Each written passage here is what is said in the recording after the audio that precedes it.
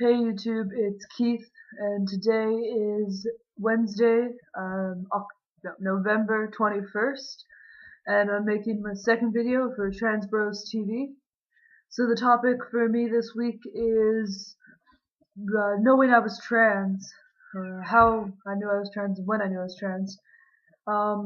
So when I was 16 officially, when I knew that what I was feeling, what it meant, summer after grade 11, and I met another trans person, and we started discussing, and he encouraged me to continue being honest with myself, as I was honest with him for the first time I've been honest with anybody about what I was feeling. And he's like, if you are trans, that's fine. If you aren't, that's fine too. Just really do some self-reflecting. So I did, and I started to realize that I was feeling intense gender dysphoria. That the reason that I hated my body, the reason I didn't really want to live very long, and the reason that I could never see myself growing up was because I could never see myself growing into a woman. And I was extremely uncomfortable with my gender from a very young age. I can remember as early as 4 or 5 small things to do with that. I don't have a lot of memories as a child, and they say, like they being my therapist, thinks that it's repressed memories.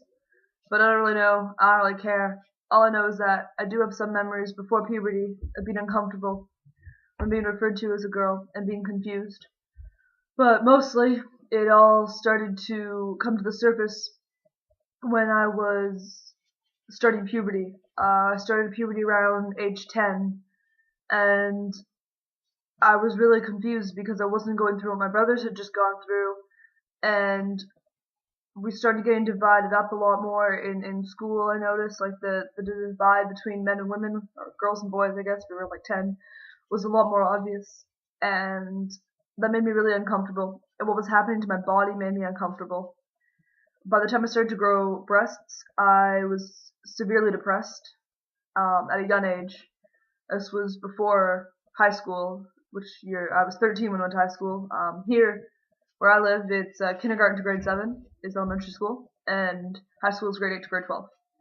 So I was pretty depressed as a kid, and I had a lot else going on in my life, and I couldn't really express how I was feeling to my family. It wasn't possible at the time. There was too much else going on in our lives. And then when high school hit, the depression only got worse because I started trying to look and act like a girl. In elementary school, I kind of just did my own thing, and I wore my brother's hand-me-downs because we were too poor to buy me new clothes anyway, so I was content with that though. And then, like grade 8 came, and I started wearing girls' clothes, and I'm trying to act like a girl and fit in. I was really depressed for all of grade 8, and I tried to put on that whole fake smile thing, but I just couldn't do it. I was really upset about everything. And then partway through grade 9, I started to say like fuck it, and I cut all my hair off, and I started to buy boys' clothes and wear boys' clothes again. And that did make me a little happier for a little bit longer. But it came back down to it that I was just really, I couldn't handle my body. I couldn't handle the female characteristics of my body. And the gender dysphoria was just building up and building up. And then I had that situation I explained earlier when I was 16. So I guess that's pretty much it. I could go into more detail about the situations when I noticed things. I guess it would mostly be around being referred to as as female, sorry. But also when I was referred to as a male, I didn't correct people and I was happy. I did get a lot of people thought I was a boy, a cis boy or whatever, like when I was out. And I actually, in grade 7, had a couple friends from a different school who never knew, and they always thought I was just a biological boy, and we would play football together. And so things like that made me really happy, and it just made me realize that I really wasn't supposed to be born a girl. So I hope you enjoyed this video, and stay tuned for next Wednesday for my next topic. Also, I'm just over 1 month on T. I thought I would mention that. It's pretty exciting. So when my voice keeps dropping and changing every, couple weeks, that's why.